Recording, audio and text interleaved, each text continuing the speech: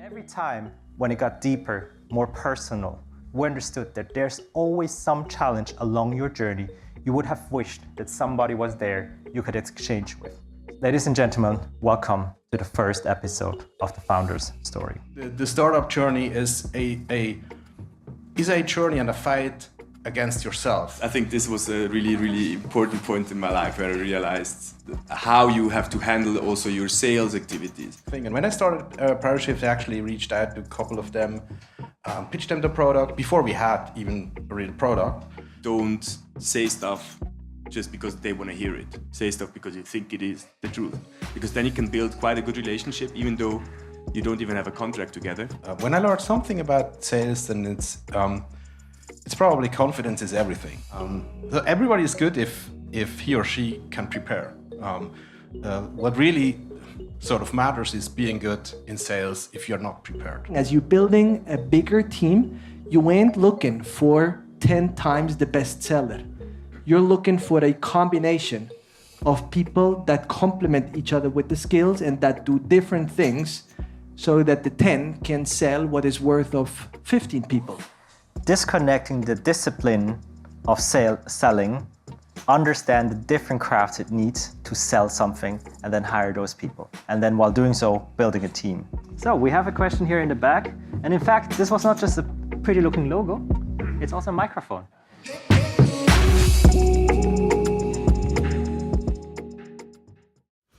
Welcome everyone to the 5th episode of The Founder's Story. And for those of you who don't know me, I'm Silvana. I'm one of the organizers of The Founder's Story, and I also work with digital native companies on a day-to-day basis. And for those of you who haven't been here before, there's a ritual that we as digital natives like to start with, and that's taking a selfie at the beginning of every session. So please smile. It's getting harder and harder with more people joining. And those of you who were here before last session, you might remember that we were in the room next door, but we reached our boundaries. That's why we thought, okay, we have to secure this room this time. And it's not only a bigger room, but it's actually the largest space that we have in the Zurich office here. So that's a big moment for us, a big milestone, and we have to thank you for that because you shared a lot about it. You liked our posts, you shared your pictures as well. You liked it. And thank you for all the love that you have given us because it means a lot and you are the ones who are making it possible. And we like you to keep sharing with the hashtag The Founder Stories GCP because sharing is caring and we want people to keep joining this event, to keep coming, to keep creating some noise, and also because this is all what this community is about. It's about sharing your insights, your learnings, your challenges, and share them with the community and learn from each other. And so exactly, this is what we're going to talk about today, the founder story. And we're going to have a panel discussion with some leaders on stage, but we want you to engage as well, so we want you to post your questions. So please scan this QR code and submit your questions. So if throughout the session anything pops up, post them there, and then we will have them, we will ask them to our panelists at the end of the session. Have you all scanned the code? I'll give you some time for it because we would like to have a lot of engagement here because we want you to take the most out of it. So for the ones who haven't been here before, this is our panelist lineup. These people have been either on stage or are still going to be on stage until the end of the year. They are leaders from the region of digital native companies who are disrupting their industries in different markets through their superpowers. And the superpower we're going to talk about today is sales, as a craft, as an art, as a skill. And if you look back into history, there are many jobs that have been disrupted in the past, many industries have been challenged in the past. And as digital natives, we always wonder, okay, what's going to be next? Which industry is going to be disrupted? And if you look at these pictures, these are also some of the industries that have been disrupted a while back, let's say. And I don't know, maybe some of you can tell me what these jobs used to be. Maybe we'll start with this picture here. Can anyone guess what the guy is doing? What is his job? Milkman, yeah, very good. And that was an easy one. Maybe this one is a bit tougher, the one in the middle. Yeah, has that one been replaced by technology?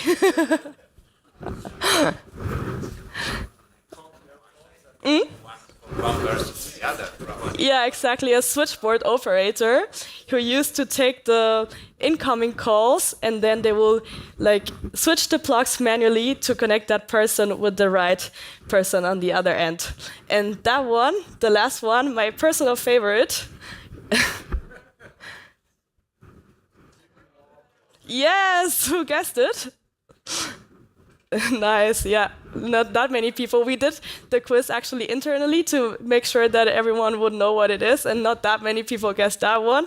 And I guess maybe some would still need it today.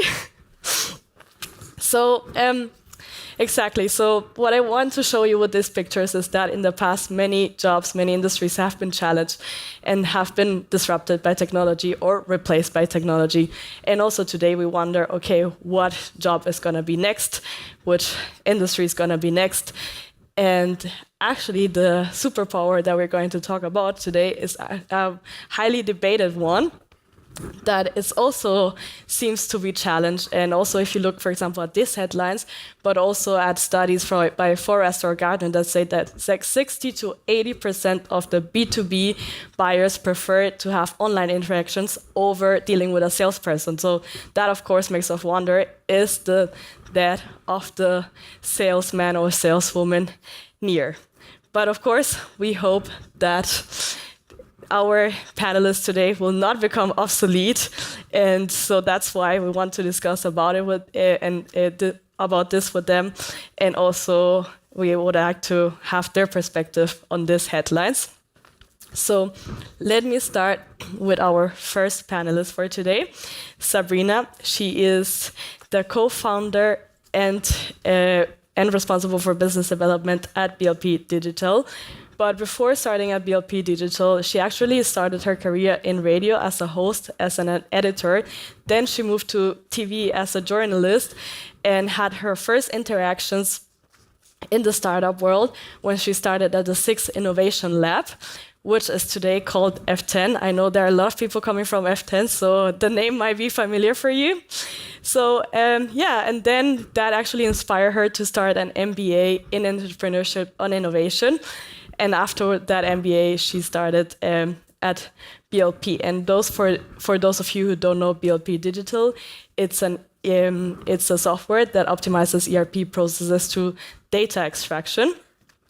And one thing that she does besides her job at BLP, she's also a board member of WeShape Tech, which is a platform that fosters diversity and inclusion in tech. And we also asked our panelists to tell us an interesting or a fun fact about themselves that might or might not be true, and it is up to you to guess whether this is the case for Sabrina. So she told me that apparently she was invited by Queen Elizabeth to her birthday at the British Embassy. If you think this is correct, please raise your hand.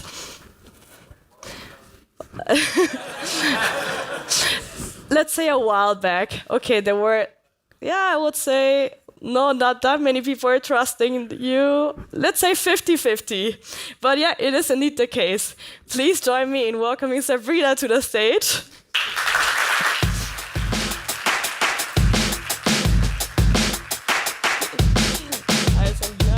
Welcome.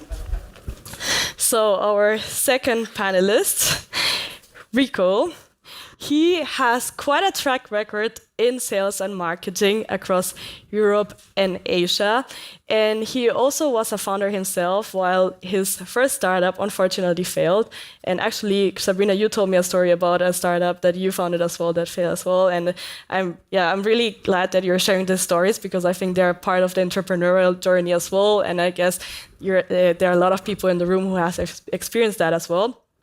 But on a more positive note, his second one was quite successful, or still quite successful. It's called Food Panda. Some of you might know it. It's a food delivery app that is active in Latin America, in Asia, and in Africa. And after leaving Food Panda, he decided to help other scale-ups expand across Europe and Asia.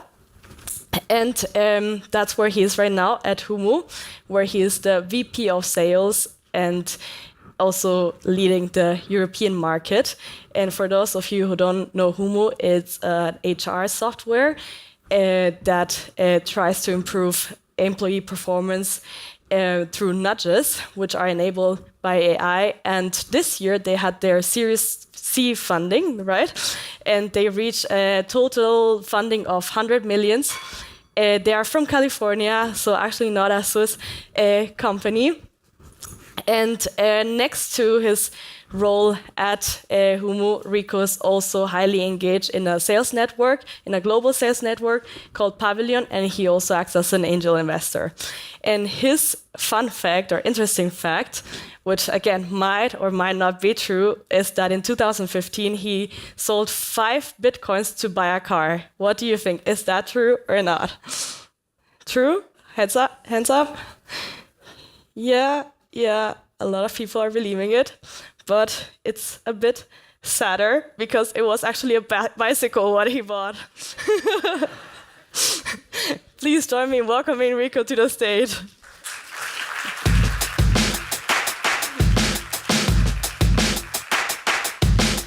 Hi, Rico. Welcome. All right. So, welcome, both of you. So, to kick off the panel discussion, we always like to start by asking you to, I gave a quick introduction of your company, but who are the best ones to pitch it than you as salespeople? So can you give me an intro? It doesn't have to be a pitch, but just an overview of what BLP Digital and what Humu does. I go first, thank you.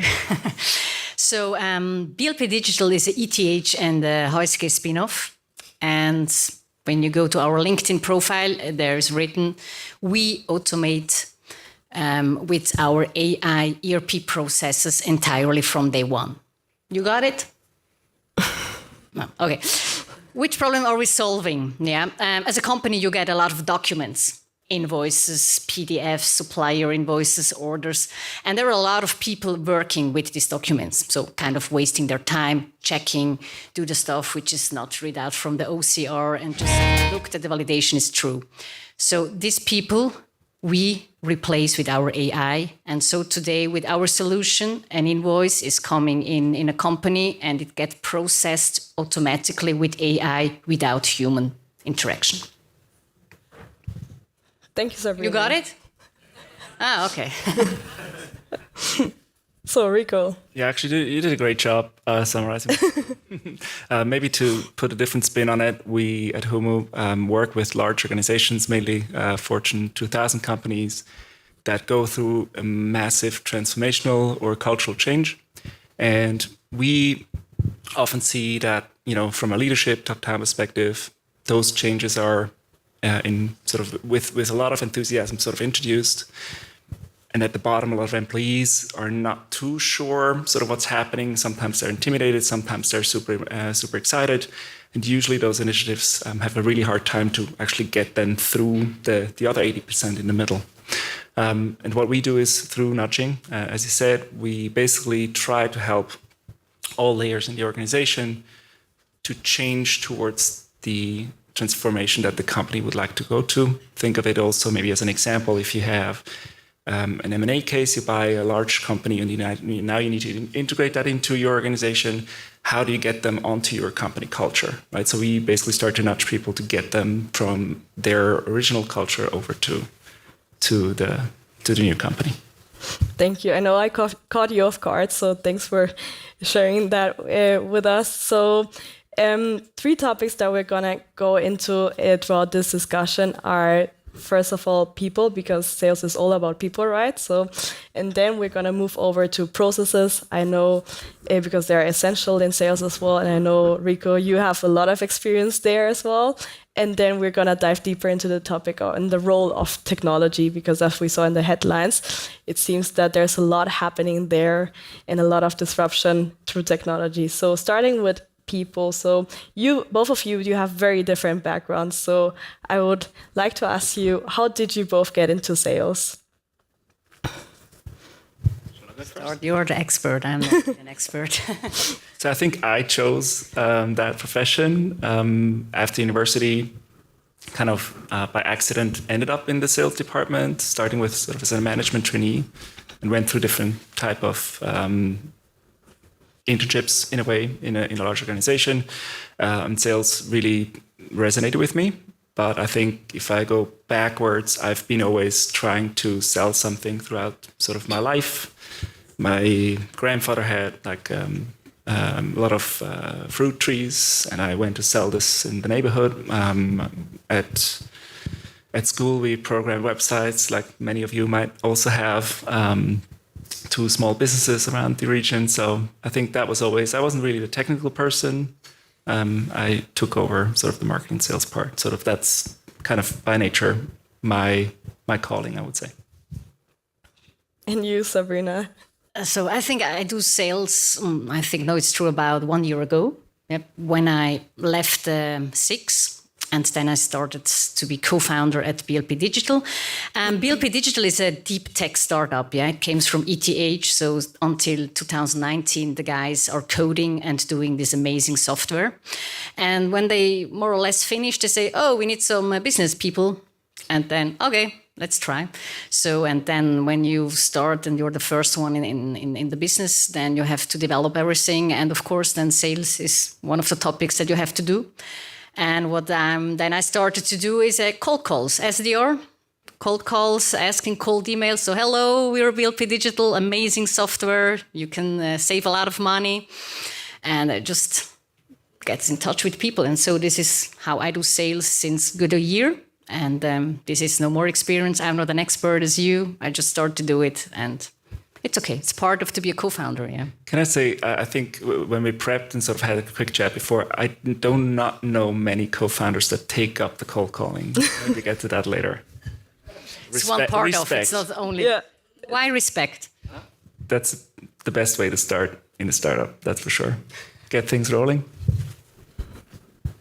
And what would you say, because you don't have, like, let's say, this sales school from the past that they started, like, let's say, in sales development and move, like, you know, like we have in a lot of software companies. So what would you say, what's your selling style?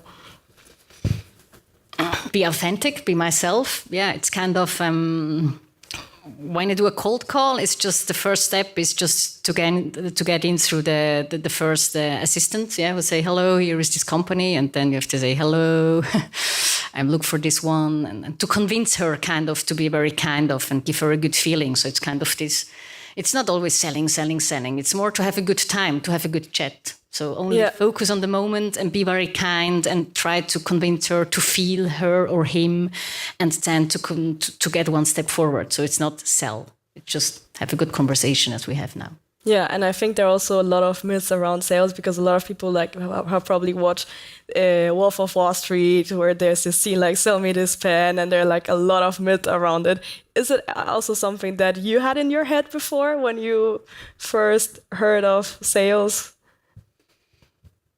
Not really. So it was kind of part you have to do as a co-founder. I was not thinking about what is sales and just start to check. It was kind of, hey, we have to have clients, so go and take them. So, okay, I'm going to call them and ask them. And just, of course, you talk with friends, and then you pitch them, and then you get some closer friends who help you, and then you get far away to people you don't know. So Yeah. It's a natural stuff, but I didn't start to look, I don't know, or to read some books or so. I just did it. This is my way. But I think it's sometimes it's a bit of a stigma, sort of on the car salesman, or the guy who sells you a Hoover at the door. I've never experienced that before. When I apply to jobs as a sort of from a sales background and usually speak to founders that are looking for a VP of sales or are looking for sort of somebody that helps them to expand their sales, they often have that in mind and go like, I had this situation that they didn't want to work with me because they don't think I'm a sales guy. And it's often not all, so especially in enterprise or in B2B, especially in B2B and enterprise sales, you don't need to be that pushy sales rep. It's more sort of authenticity is definitely something that is super important. Appearing helpful, don't get exploited, but being helpful to them. And I usually see this picture, usually people talk about solution sales or value sales or command the message. There's a lot of methodologies around this, but I think for me, I usually picture more like being the Sherpa to help them to get to the peak, because a lot of them don't know how to buy. You meet often people that never bought a software in HR technology or sort of data processing and or don't even know what AI is. So helping them to get there is a lot more important than closing the deal. You need that skill too, but I don't have to be pushy. Maybe that was also the reason why I said I don't want to do a pitch here. So then you see the people 30 seconds. So no, I did it my way. And the other thing maybe is about I was before journalist, and I think I did a lot of news, and this is kind of also hidden sales. You have to convince people that they really in front of the camera tell something. So at the end, I do the same thing.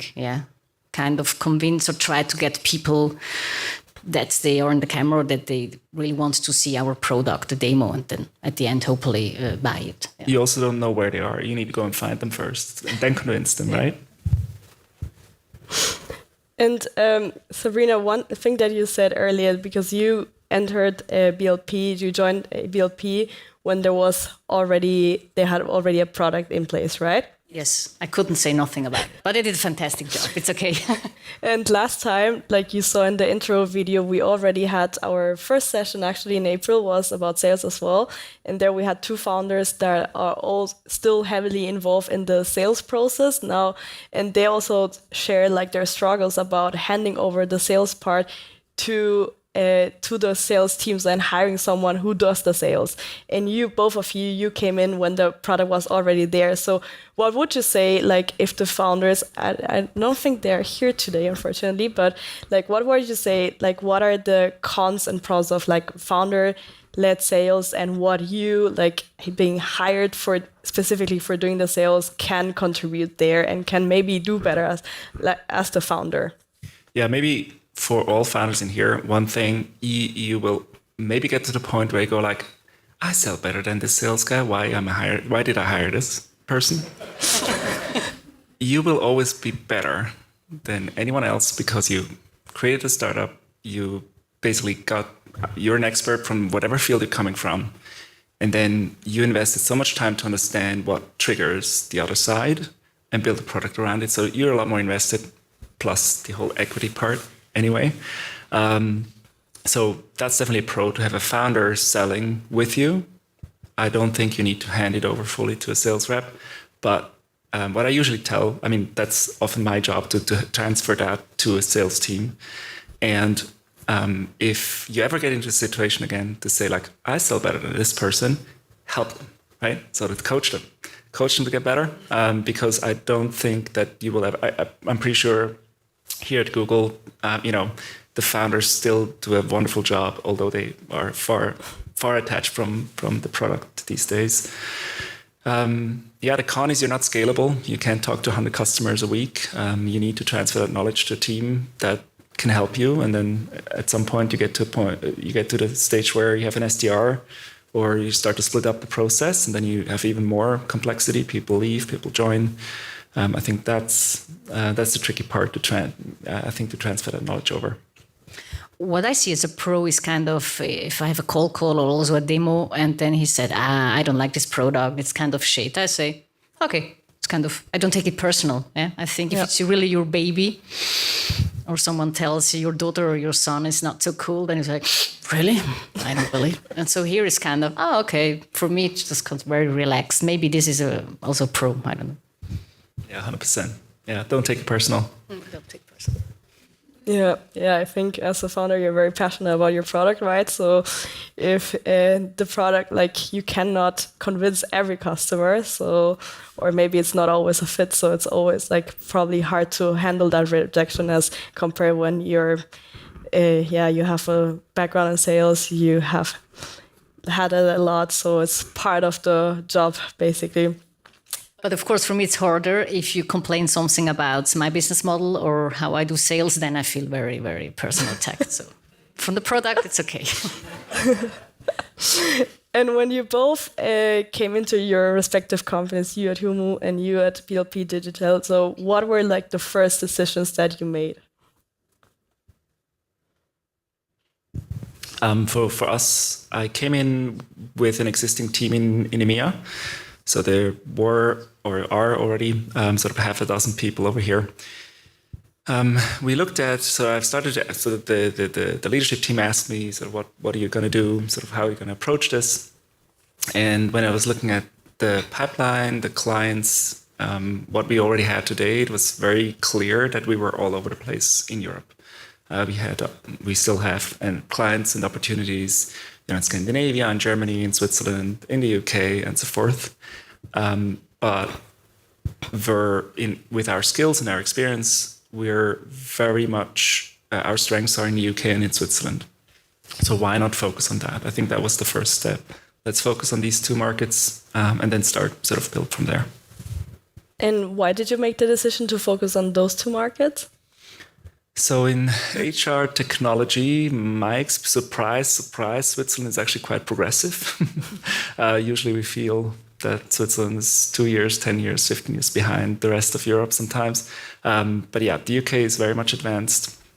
And then I feel like in the sector where we're at, sort of in the very large organization sector, a Novartis and a Roche don't compare themselves with Bühler Compression or sort of another Swiss company. They look outside. They look at Merck. They look at Bayer. They look at Novo Nordisk, and compare themselves internationally. So from the things that we do, it's actually quite a progressive market to go after. So when I came to BLP Digital, they was last year, and since 2019, they developed this software with 60 industry partners during 2.5 years before we had the research from ETH. So these 60 industry partners were our first clients, kind of then, when we finished the development. Of course, we're still coding and so, but more or less it's ready to sell. And these were companies from the steel industry, machinery industry. And so our first job was kind of very clear to go and find other companies in this field of market to convince them to use our AI, because the documents from this kind of companies we knew very well. And so we can process them very easily with our AI. And one question maybe to you, Rico, when it comes to, so right now you've made the decision with Humu to expand to Switzerland and to the UK. When it comes to expanding into other regions, what do you think what are things that you should take into consideration? Also, maybe from your experience in the Asian market, I guess maybe for many of you, the Asian market might be very attractive. It's a big continent, right? With a lot of people, so maybe you have some tips there. Yeah, definitely. I mean, this is what I'm most passionate about. Maybe not to all of us in here, is how to sell to a Japanese buyer versus how to sell to an Australian or another market. It really depends a little bit on the product. So let me just say, let's forget B2C for now, and maybe also let's forget that. Let's forget your product is easily sellable globally. I mean, that would change it a little bit. So let's assume you need a little bit of effort to make it locally attractive, maybe due to regulation, or you need to change the product a little bit. So if you're in a space where you're not too sure what that would mean if you sell in China or in India, I would start basically to as a founder, let's start with the founder side, not to just go and expand into, any potential market or go to shows or, go on a road trip and spend a lot of money. I would start to basically strategically start doing your research. Where do you have competition? Like what is today sort of the most reasonable market to go after? And include market size, right? So I don't think that Switzerland or Singapore might be as attractive as Indonesia in your case, just due to population or what kind of companies are there.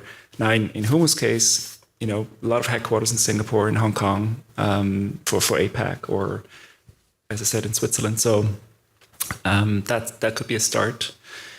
And then from there, you really have to take sort of a leap of faith and invest some time and money, as again I would say, as the founders, to go and sell and see where you can get some traction.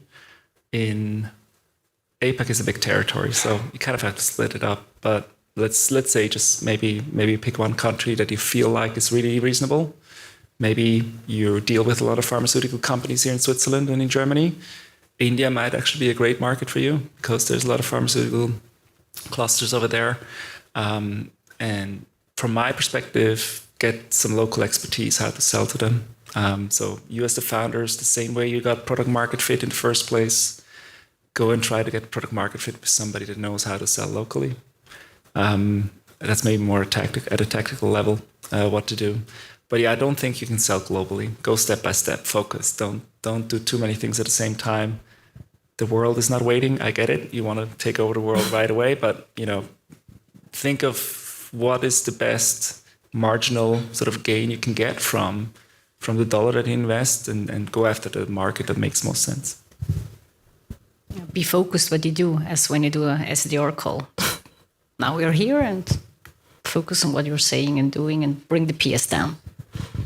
And yeah, talking about cold calling, Sabrina, so I know you're very good at that, and it takes a lot of courage, right? So you apparently have this courage to do it, but maybe many of other founders don't have it. So do you have any tips on that? I know you shared a picture with me when we were having the briefing of the world being very small. So maybe you have some takeaways there for those who are still shy away from cold calling. Yeah, a lot of people think that I'm not shy or kind of very courageous. I think it fits for me, yeah. For me, it's okay. But if you're one of them who think, oh, no, I don't know why, but just do it. I don't know. It's the best tip I can say. Just try it instead of to think too much. When you have a line, yeah, so you can think a lot and then maybe do, or you can do a lot and think less, or 50-50, whatever. But what I really can suggest, just try it out. You can't say, oh, SDR is nothing for me, calling to people that I don't know, I don't like. Why? Try it out. Just enjoy the moment. And I'm one of a million on this planet, and this planet is a point in a big universe. So don't take yourself so serious. So she said no, he said no. Okay, next one. Doesn't matter. Yeah. Do you have any specific tips there on how to handle the rejection when the customers keep saying no and no and no, how not to lose motivation there? I think when you start, so it's harder, yeah. You say no, and you think, But I will also hear, don't take it personally. So she said no, she had a bad day, or he had a bad day. It's okay. And of course, it's very easy. If you make data-driven sales, you see it. As more calls you do, as more appointments you get. So it's very easy. If you do 100 calls, you get 10 appointments, and then you can sell one product. So if you do only 10 calls, you don't sell nothing. So as more as you do, as more as you get, and it's really true. So just do it again. Maybe you have some numbers. Really, it's a conversion funnel. I mean, so for me, I've gone through this the past few weeks. We're organizing an event, and we had to drive people to an event, and basically, you feel it, right? Sort of organizing this today as well. And it was so true again for me. You get no's and no's and no's and no's, and that 1 out of 20 that says yes, and everything's forgotten, and then you keep starting. So if you're that type, I think sales might be fun. You like to maybe, but you have to accept the fact whether you like to do sales or not, you just have to accept the fact, to your point, the majority will say no, and then the minority will say yes. Out of that minority, again, as percentage will say yes to a deal and so forth. So it's a conversion funnel. And what I think you see this also with SDR coaches and videos that you can see, watch online. What really worked for me is quantifying that into dollars, and maybe that helps also the founders in here. So think of it, a deal is $100,000. Let's just assume it's worth $100,000. And your conversion rate normally should be about 30% of all the deals that is in your pipeline. So that opportunity level, so multiply that by 10, right? So you're now at $1 million. Or let's go the other way around, sorry. So a deal is 100,000. And if you start breaking that down into how many deals do you need to get one, right? And how many of those deals do you need to get into pipeline through cold calling or through emails or whatever you do? If you start to break down these campaigns that drive opportunities, you end up putting a dollar amount to every single phone call. So for you as a founder, if you think about, how can we earn money? Out of let's say it's $20 per call. Also, the no is worth $20. So as long as you get to a yes or a no, it's worth $20. And then you start quantifying. So if you make 100 calls times 20, you earn $2,000. It's not in your bank account yet, but that helps you go over the no's, because every no also gets you $20. Good. That's an interesting way to see it for sure. And so if you take into consideration the science that there's behind that, right? And given that also cold calling and business development is quite, it requires a lot of time, right, to do it and to get your first customers. Do you think that this is an area that can be replaced by technology at some point? Of course not. Why not? Because at the end it's human interaction. Yeah, it's people business. Also, a cold call is people business. So I think maybe you can automate other stuff in sales. I don't know, but really a robot who's doing cold calls. I don't know. It depends a bit on what you're selling, right? I think commodities, things that people already know, can research online. There's been a big shift in B2B sales also in the past, and honestly, I enjoy it from my side as well, because technology helped me also to sell. In the end, it's a global marketplace, and out of all of you, there's maybe one person that wants to buy Homo. Now, technology helps me to find that one person quicker, and I don't need to talk to everyone. And at the same time, the other 99 get less bothered by me talking to you. So I think it's a two-way street. So maybe one addition, it also depends on the opposite of the commodity side.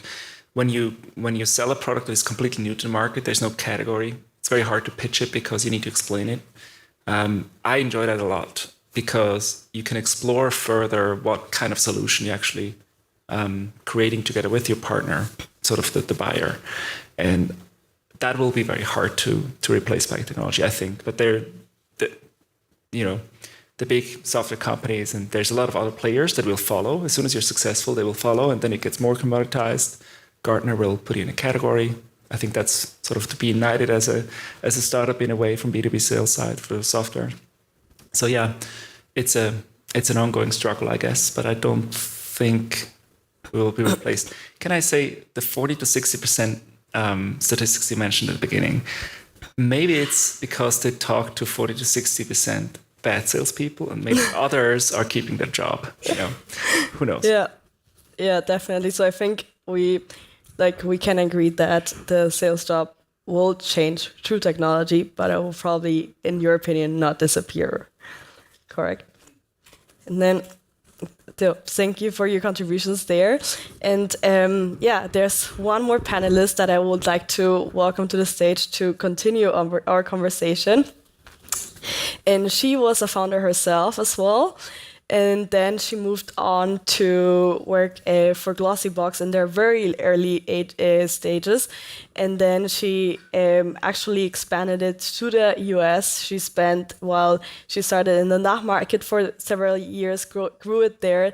Then she moved on to the US, worked there for almost 8 years, and was leading the North American business of Glossybox before joining Google, where she right now is leading the ads business, which is the largest revenue driver for Google. And there she leads the Swiss and Austrian business. And her fun fact is that, and again, this might or might not be true, is that she is such a loyal Nespresso customer that she was invited to a meet and greet with George Clooney, when she took a picture with him. Do you think this is true? Oh, a lot of people.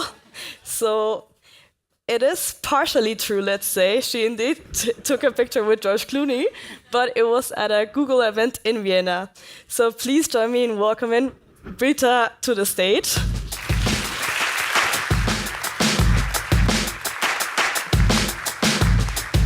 Hi, Britta.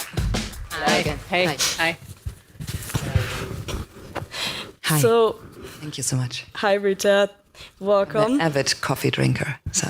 But it was, as you could see in the picture, probably that I was not really convinced what I was doing there. So I think a picture of George Clooney was why I was waiting, not having a picture with George Clooney.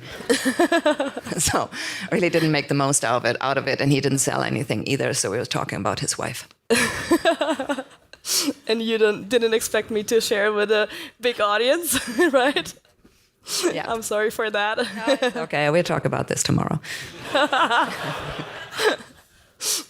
Great, looking forward to it.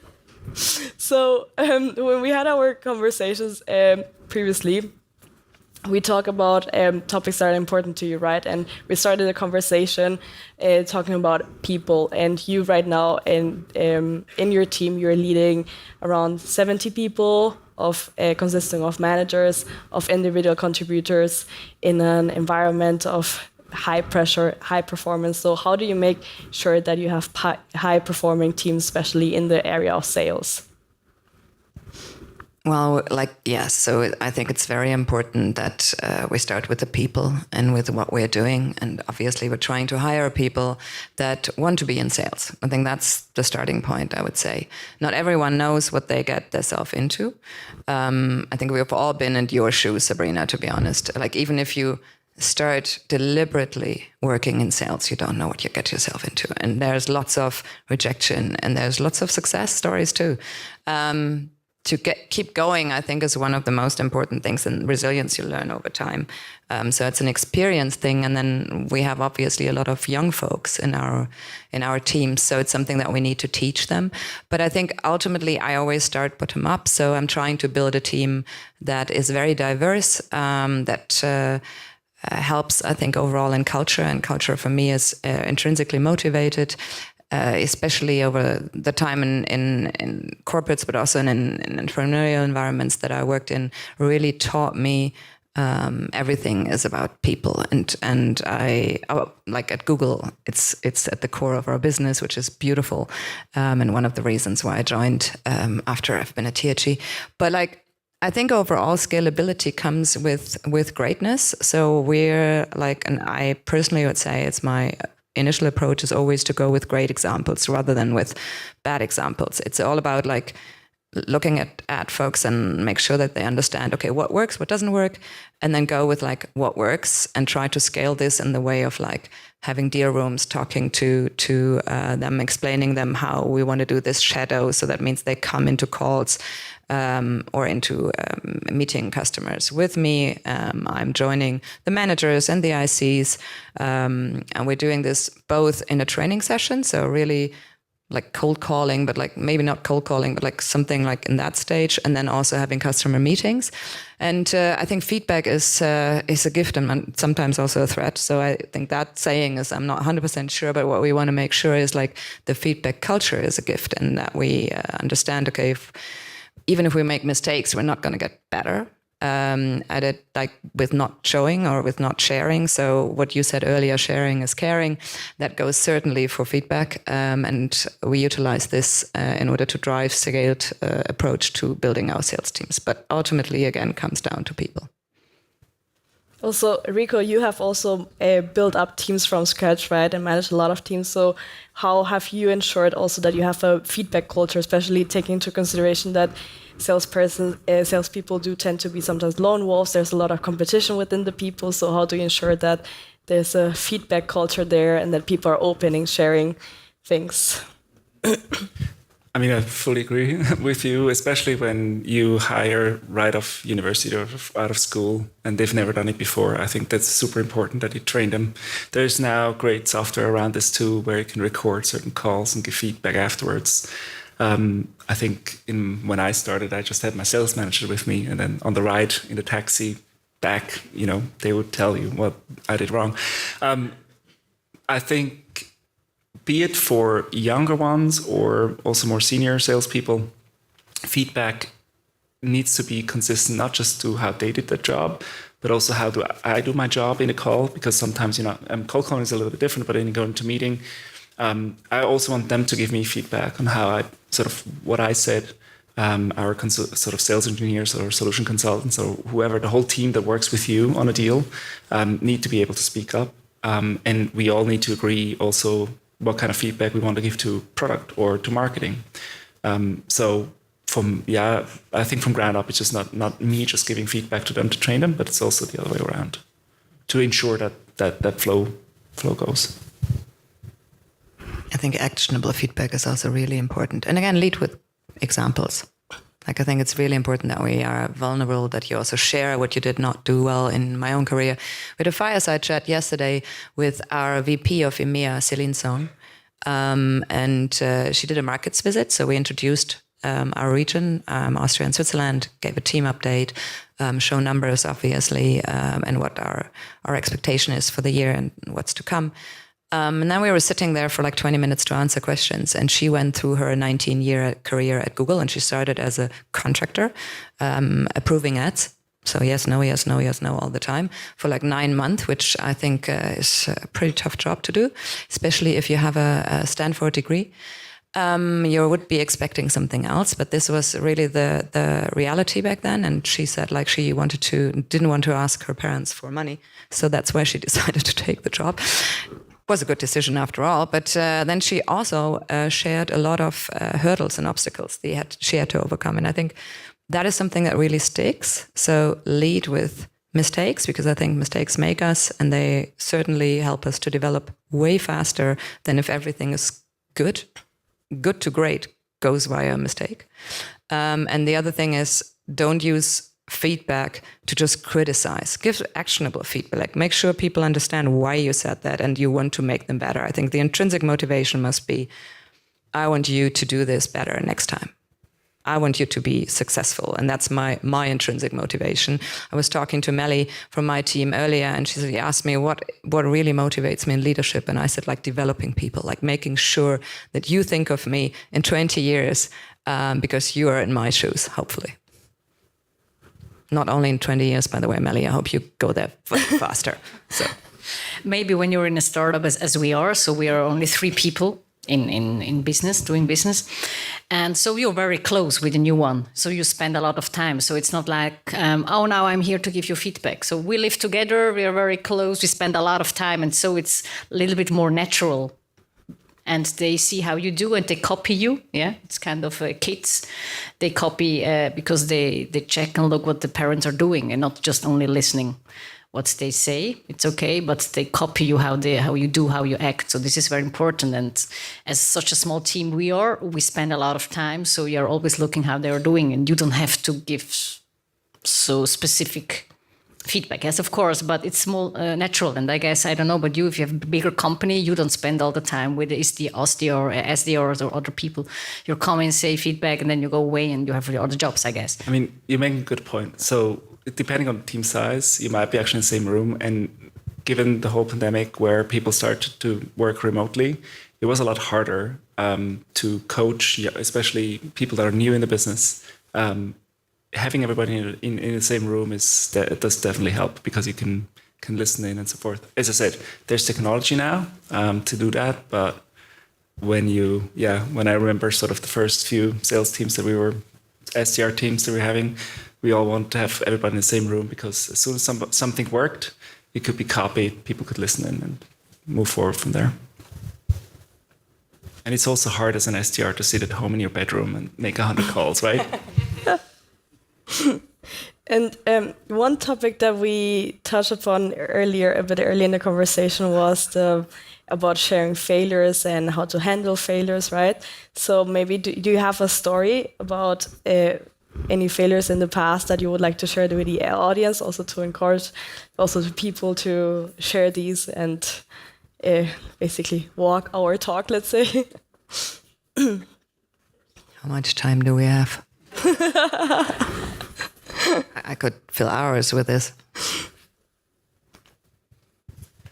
Yeah, me too. Right. Okay, let's say one have example. A nice evening, folks. Think about it. Yeah, exactly. Rico and I will continue the conversation. Write a book together. Yeah. I think I'm not going to leave out all the mistakes that I've made with clients, right? So there's tons of there, especially when you make a lot of phone calls.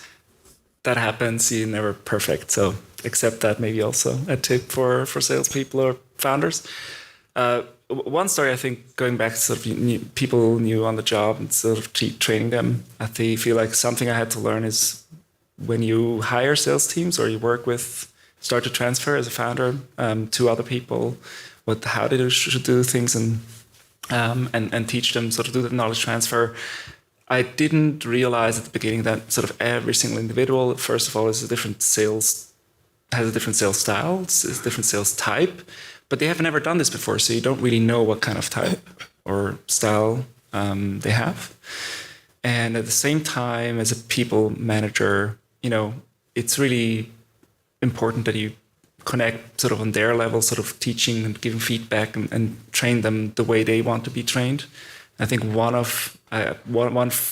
mistake, one failure was, I remember one guy that we hired, he had a great CV, great schools. He was extremely passionate, extremely enthusiastic. But I just didn't have enough time, because we were such a fast-growing company. I didn't have enough time to give him the attention that he needed, which, from a personality perspective, and couldn't engage him and motivate him as much as I could have. Knowing that nowadays, I would pay more attention sort of to his needs to motivate him. I'm pretty sure he would have been successful in that company, but he went on to another company and is a successful sales guy over there. So glad that worked out. Do you experience the same, Sabrina? Yeah, more or less. No, it's true. I feel the same. Maybe 1 year ago, before I joined to BLP Digital, I tried to get a job at Google. Obviously, I'm here at Google, but not as a Google employer. At the end, what for me is very important, I got this from my father. Yeah, my father, he loved Rocky, the movie. Yeah, and there is something very important. What he say, that it's not important how much you hit others, but how much that you can get it and then stand up again and do it. And I think all of us here we have if you look at our CVs, yeah, good jobs, everything looks very awesome, but behind each job and everything, I think we got a lot of no, especially when you try to get a job, they say no. Even me, I tried a lot of to get some jobs, no, and then I tried again, and I tried again, and I tried again. And maybe this is something that I really want to share. Just get up and again. And maybe Google, you will get a new invite from me, I don't know. A couple of years ago, but just keep on. It's important. I think one really important advice when you say or when you share mistakes is that there's not always a hockey stick. Like, I did share a mistake with my team the other day, and I really screwed something up. And I have plenty of those stories, but I gave them one example, and I really screwed it up, period. There's nothing to say about this. And there was silence in the room. And you really need to earn that silence. And everyone is staring at me and waiting for me to say, like, and then I turned it around and made it a $10 million deal. And that was just not the case, because I presented a shit show. And it was a big mistake that I made. I got my learnings, and it was at my Glossybox time. The company is still existing, so fortunately it was not that bad, but it was really bad. It was really bad. There's nothing, it was devastated for weeks. And I think it's important for everyone to understand not every story has this hockey stick. Because otherwise, for me, is it really a mistake, or is it just showing how great you ultimately are with turning this around?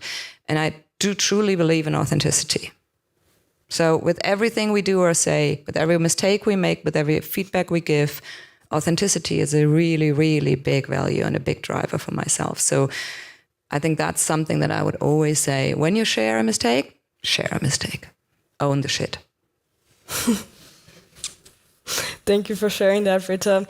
And it's a bit of a, let's say, of a different topic, but I still wanted to touch it because I know it's might be very relevant for others of you. So you shared your perspective, Rico, about, for example, if you're as a startup planning to expand into the Asian market, right? And you, Britta, you spent almost 8 years in the US, so you have, on the other side of the world, you have a lot of experience there. It's a huge market for many startups. It's the goal to make it in the USA, right? So what are your takes there? Do you have any specific tips for those who are planning to go into the US and conquer the US market, as you did with Glossybox? Gosh, if I would have that, then I would not be sitting here. But I would truly say, and that goes for everything that you want to conquer, be very humble with what you're getting yourself into. What we did, and that is also a mistake, but a really good one from a learning perspective, Glossybox is a rocket startup. So Rocket was usually the type, and I'm not sure if they still are, but I would think so, to just flock the flag in every country. So their scaling part was really important, and I think that's something that they were really good at, even though they copied a lot, so they're not necessarily the originators, but they're very fast, and scalability is at their core, which I always liked. So we obviously opened countries like there's no tomorrow, and I did a few of them. And sometimes you're just too fast, and you're moving too fast just because, and you want to be ahead of the competition, and that's not the point. Because if you don't have a team there, and if you don't know the market, and we did it with Brazil, for instance, one of the biggest beauty markets in the world, Brazil is beyond of what we can think. It's comparable, I would say, to Asia, where it's even Asia, I'm not sure if I would say that, because the Asian markets are so different. One is so different to another. So if people tell me we're conquering Asia, I'm always okay, it's gonna be interesting. But for Americas, and then there's South America again, Brazil was one of ours where we tried to. People didn't show up. I mean, we had a warehouse full of products, and no one showed up at 9. No one showed up at 10. They only came between 11 and 12. And then we figured out, okay, there need to be invoices in every single box. This is not a one-time order, so we need to have invoices. Okay, we put invoices in the box. And then we also learned there need to be invoices outside of the box. Again, this continues forever. So ultimately, we pulled out of the market, and we had a couple of. And I think what I would recommend, try to get someone on board that knows the market, that has the market knowledge. I also worked in Asia. I would never say that I have the experience of doing something in Asia, because I worked there for 6-8 months, maybe, in different regions. But I would not consider myself being an expert. And if one of you would ask me if I want to do the rollout in Asia, absolutely not with me. Go to Rico. That would be probably my biggest advice. Be humble. Really understand the macroeconomics. Really understand what you're getting yourself into. Get local help. Find someone that's a local. And make sure that you have a really good understanding of what this will take in order to take the bridge, not only from a money perspective, but from a timing perspective, from a budget perspective. I think there's lots of things, and especially going to the US, which is a beast. Just size-wise, it's a beast. And then similar to what I just said about Asia, and sorry for the lengthy answer, but also America is not just one customer. There are immigrants from all over the world. There's a West Coast versus the East Coast. The Midwest is totally different to the Florida people. It's a beast. So I would be very careful in taking these steps. And again, taking as much help as you can. Thank you, Sabrina. So before we move on into the Q&A, do you have like one last tip for the audience, especially maybe those founders that are not very comfortable with sales, or they say, okay, rather like the product or the technology part is my strength. Like, do you have one last giveaway? You kind of already gave one, Sabrina, so if you want to skip this one, it's fine, but maybe the others. Or if you have another one, you're more than welcome to share it. So just do it. And yeah, they are not my sponsor, by the way.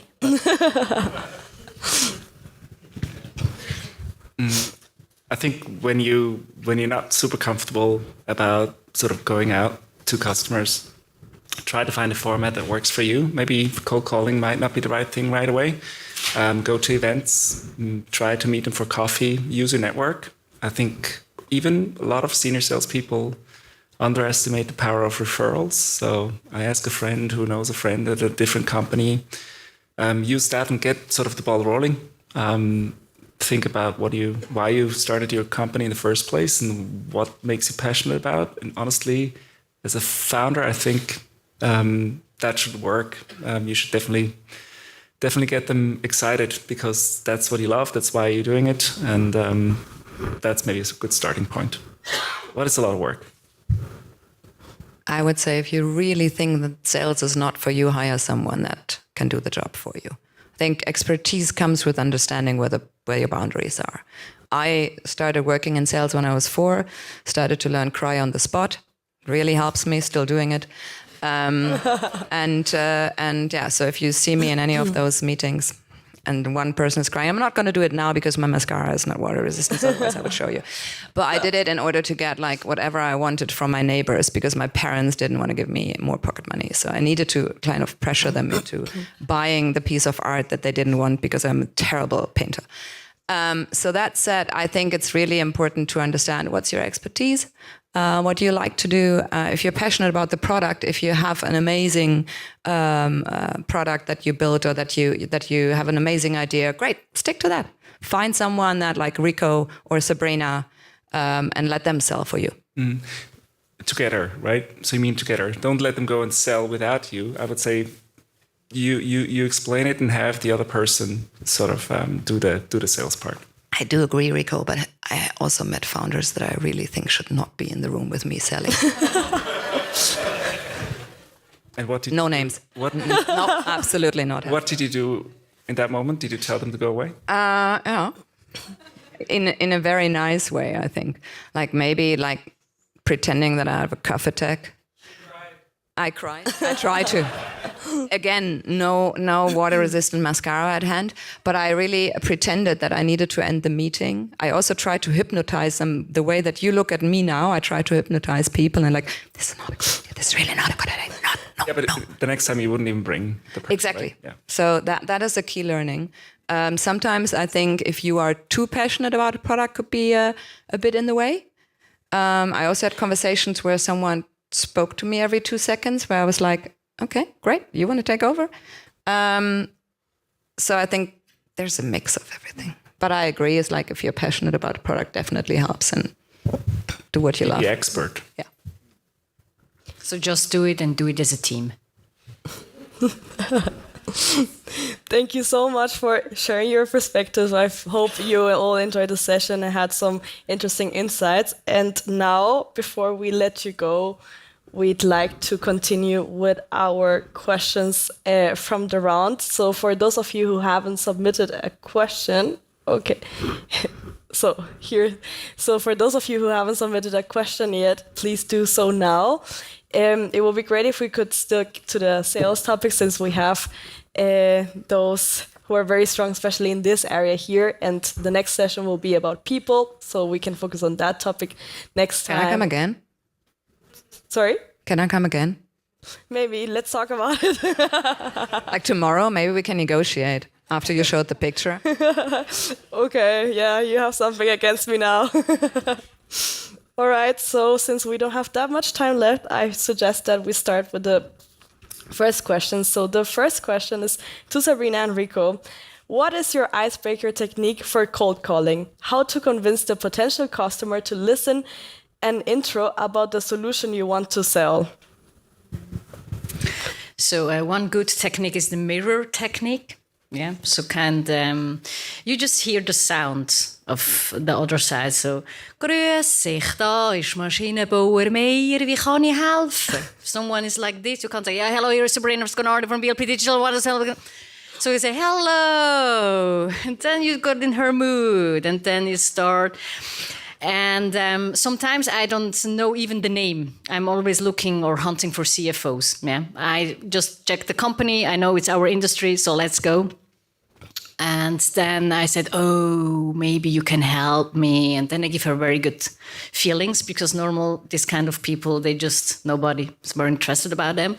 And so they feel very important. So, oh yeah, of course I can help you. So really awesome. Okay. I need someone who just can help me. I have such a software who automates kind of invoices. Do you know maybe someone from the finance team? She said, oh, yes, I know. And then she starts telling me names, and I can say, okay, this is the name of this, and I ask her.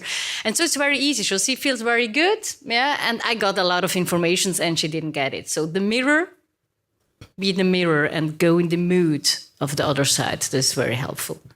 That's really good advice, definitely. There's a lot written about cold calling, sort of what kind of script you can use. There's a lot of good stuff, a lot of bad stuff, honestly.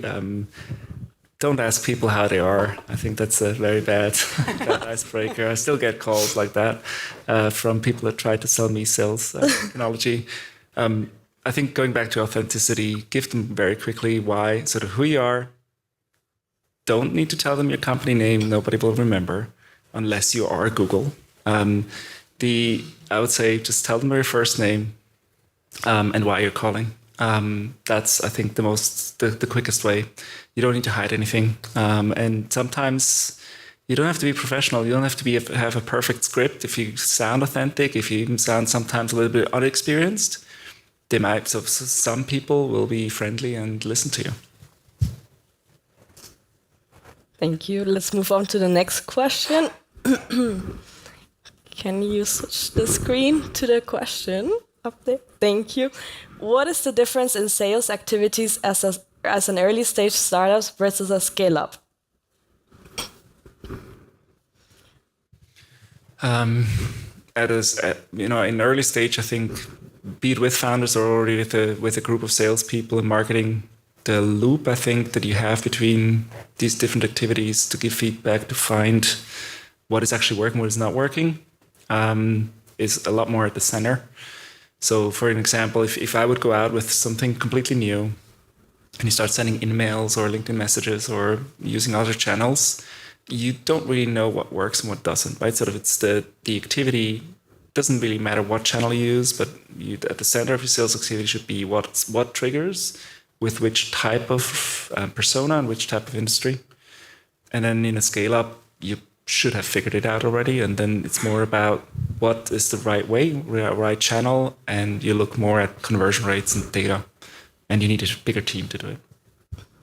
And maybe when you're a scale up, as we are, we try to get 2 million ARR at the end of the year. So we did this about 18 months. When you're a scale up and you're in a very niche, so companies know you and people know you, so you can start to refer. Yeah. So when I have a CFO, I check him on LinkedIn and I see his friend with this one and I want to call him on his company. So then I can say, do you know him? Yes, I know him. Or maybe they just talked around because the world is very small here in Switzerland. So then you have references and that helps a lot. So that maybe someone knows you. You can say, I talked with him from this company. And then, really? Or these are our client. Really? Okay, he's your client. Very interesting. So I should hear about. So this is something very good. As more far you are, as better it is. All right, thank you for sharing your perspectives. Let's move to the next one. How much was the exit of Rico's his food delivery company? Can you talk about numbers? So I also, Food Panda was a company that was taken sort of over by Rocket Internet after we founded it. And no, I cannot share any numbers with regards to the sale to Delivery Hero. I'm sorry for that, for the person who asked it. So maybe let's move on to the next one. Test. Okay. Is there a pre-selecting technology which proposed the best cold call contact? I think, Rico, you kind of touch into that. Or maybe someone else wants to. Maybe can you specify the question a little bit further? You mean like a software that tells you which one to call from a company, or? Yes. Or if you have a list of contacts and the first. Well, I would say that's definitely as the SDR, your job to figure out after doing like 200 calls. Like you would know. I mean, if you want to, you will get more efficient. Also, you're not going to call the full list, right? So let's say you have 1,000 numbers, and she's going to make 100 phone calls. She's not going to. Maybe she starts at the top of the list, but at some point she starts to weed out. I think that's a great way to train also SDRs on also in the recruiting process. Get them to figure out the logic on what would actually be the right persona to call for your company. LinkedIn as a sales navigator is a perfect way to pre-select cold calling contacts. Yeah. The reason of my question was because we discussed the technology to replace sales people. So I think their technology will tell you, okay, well, this person's Yeah. No, gotcha. Well, maybe I think if you do a good job as a team, you sort of the groups sort of as a group, you might actually get to a good selection process this way.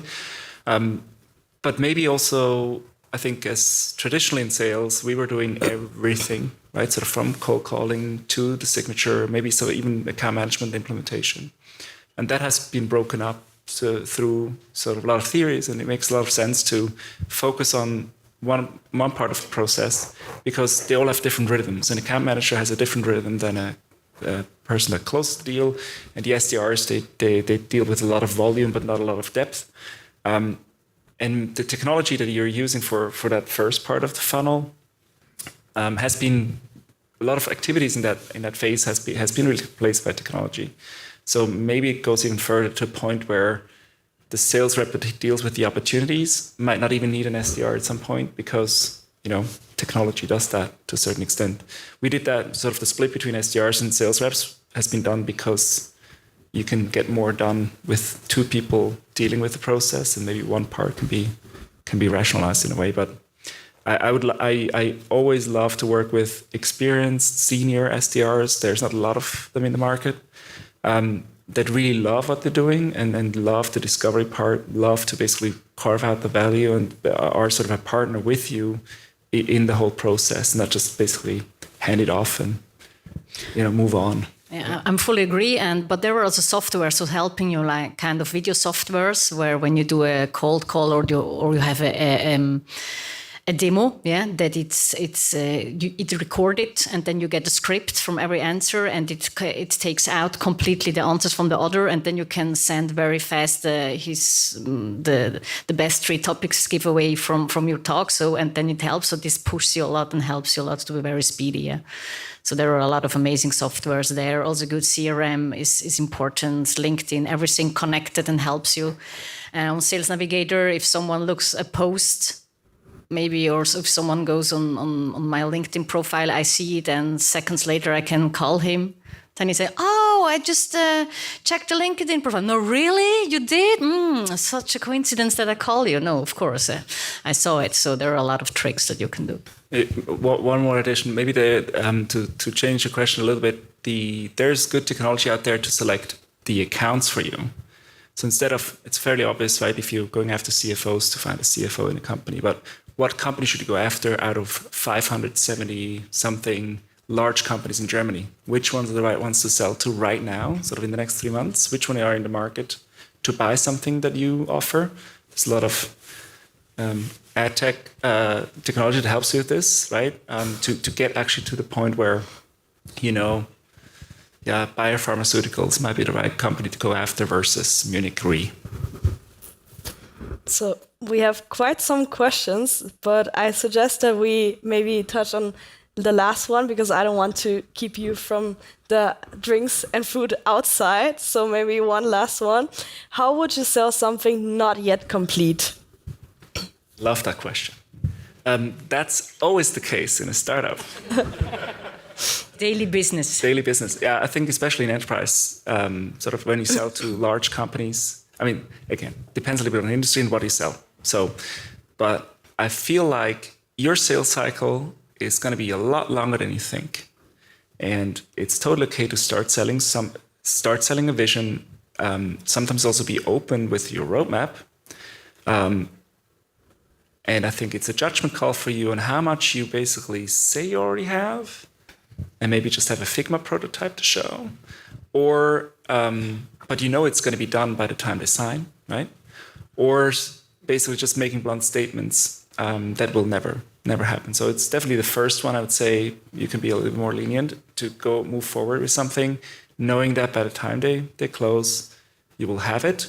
Or you can be transparent and say, hey, we're developing this right now. It's something great, something new. Have a look. What do you think? Give us feedback.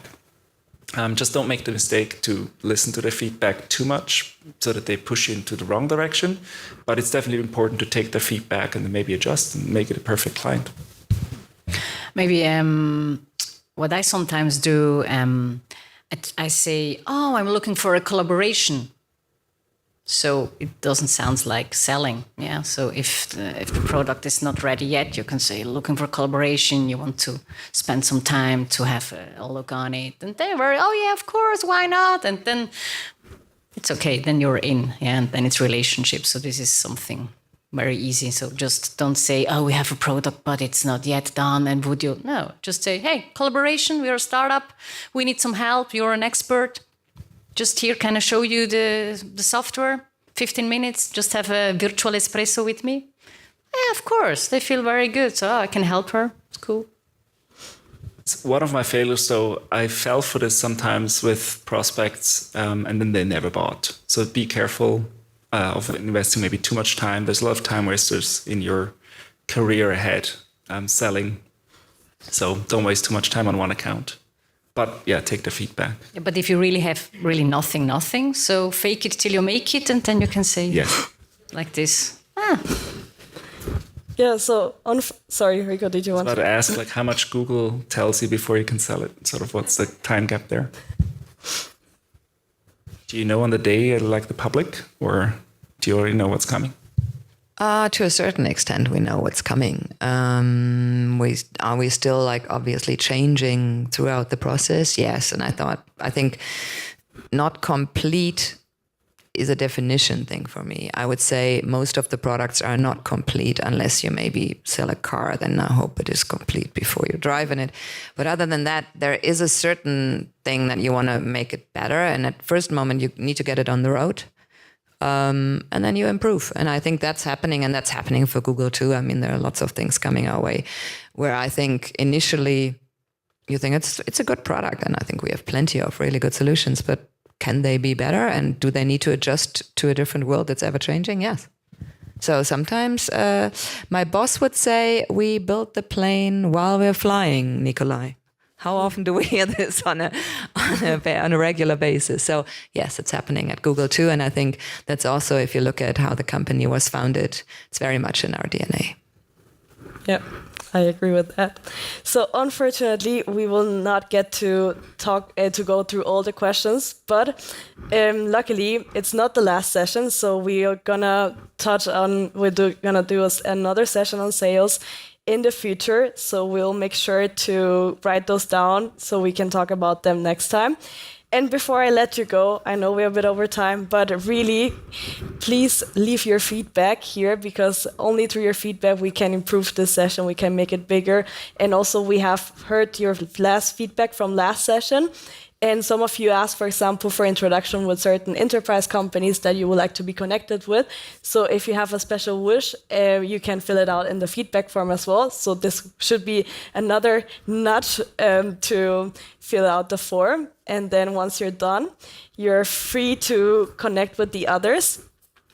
And So in the last sessions we were talking, or in this session as well, about the superpowers of each founder, and today we talk about sales. But maybe you're interested in knowing a founder that is very strong in the product part, on the funding part. So if you feel identified with one of these areas, then please put a sticker on your guest badge with that certain color, so you can connect with others that are specifically wrong in another area that you would like to learn more about. So I hope this can trigger some conversations out there while you enjoy some drinks and some food. So again, fill out the feedback form first, and then I'll let you go. Thank you so much for joining today.